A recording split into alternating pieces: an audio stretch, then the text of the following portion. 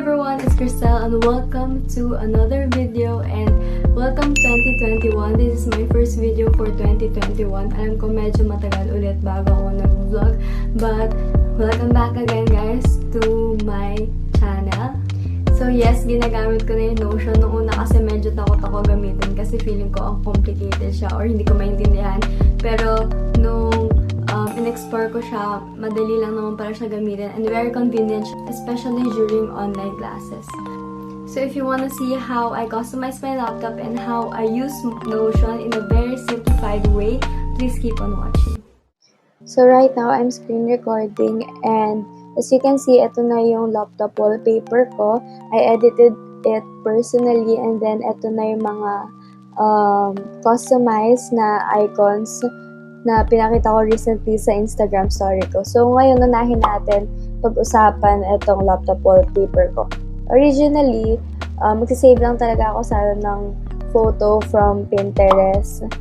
Kaso, wala akong mahanap na gustong-gusto ko talaga. So, kumuha na lang ako ng inspiration from Pinterest. Then, nilagay ko yung mga things or mga bagay na important sa akin and that will inspire me to be productive and get through another sem and another year.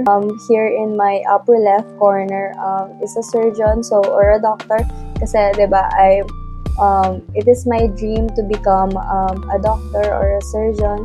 And then ito yung parang nag-aaral lang, so medyo aesthetic siya tingnan. So, mas motivate ako mag-aral. And may stethoscope siya. So, right now, I'm a nursing student. So, I will be motivated. And then this YouTube, I think this is platinum plaque. I know sobrang far away pa ako from 1,000 or 10,000 or 100 subscriber. But I really love vlogging.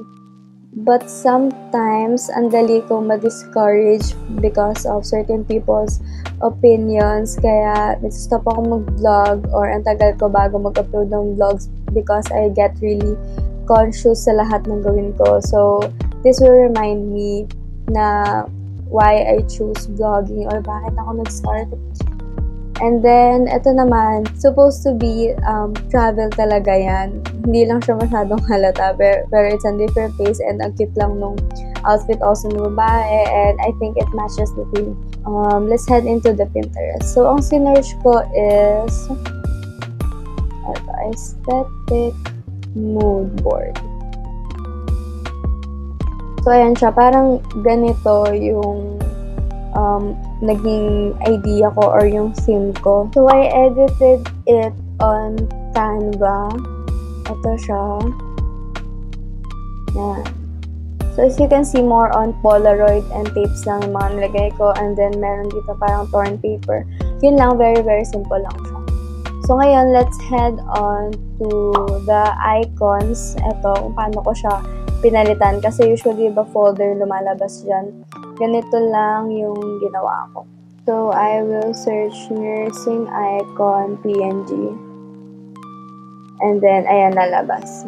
Lalabas na yung mga icons, diba? So, dapat, ang pipiliin nyo is PNG para wala siyang background. For example, ito, PNG yan.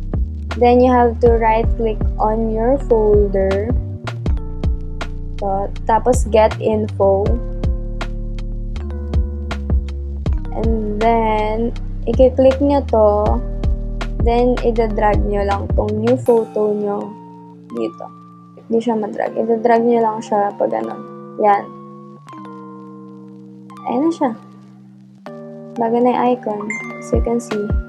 So, now let's head on to how I use my Notion. This is my Notion. Kung magustuhan nyo tong format ko sa Notion, I will be putting my template below in the description box para you can duplicate it sa inyo.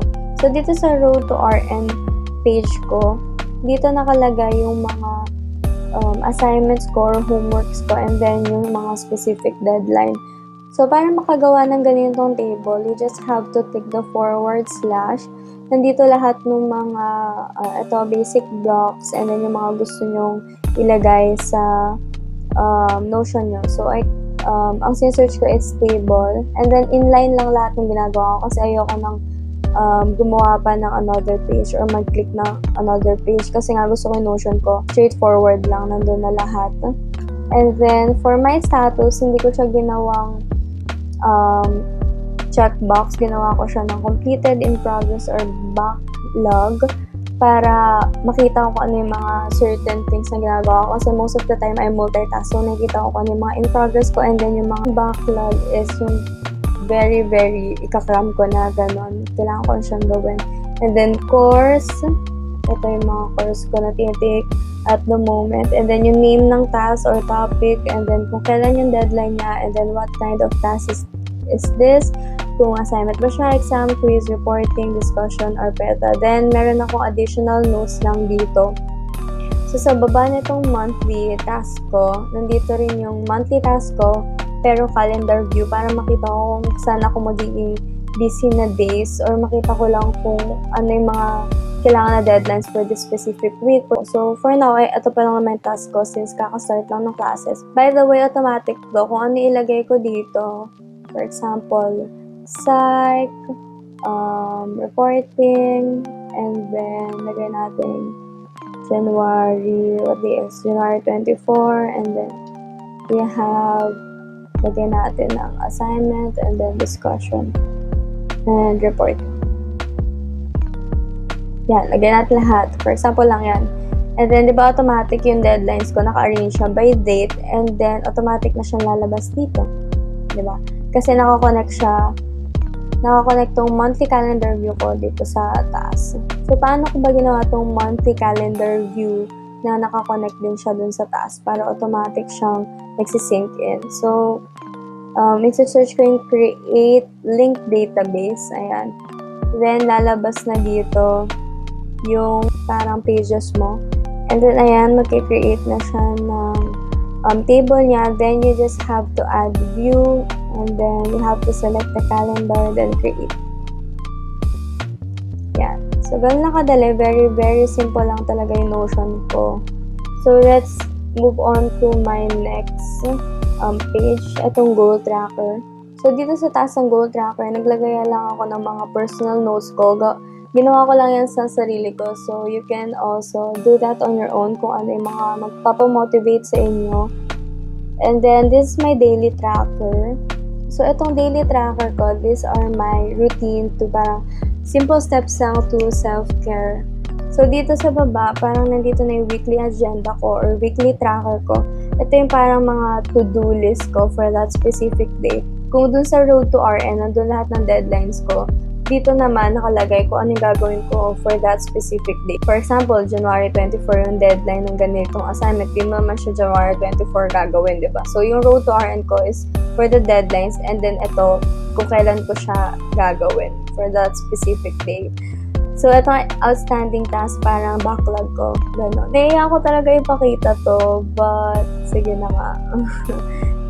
So, ayan yung goal ko for 2021. So, medyo, I don't know if it is unrealistic, pero naisip ko kasi na 2021 naman, so I have a whole year to work on for it. So, hindi naman masamang mga harap. So, ito na siguro yung medyo aesthetic part ng Notion ko. So, sa ilalim ng goals for 2021 ko, meron din ako dito na parang milestone. In January 3, 2021, nagkaroon ako ng 600 or nag-hit ako ng 600 subscribers. So, the little things matter, guys. And another info lang sa mga hindi nakakaalam. Since yung background ko is beige, parang ganyan yung naging theme ko. And then pag clinic ko, nakikita niya na it's brown. Yung color na parang highlighted. Diba, usually sa Macbook, blue yan. So, you just have to go to System Preferences. Then, click General. Then, ito yung highlight color. So, I choose brown. Kaya naging brown to. Okay, I think that's it for this video. I hope you guys like it and I hope may natutunan kayo kahit konti. So if you like this video, please hit the thumbs up button and leave comments for your requests or suggestions for my upcoming contents. And don't forget to subscribe on my channel. Bye!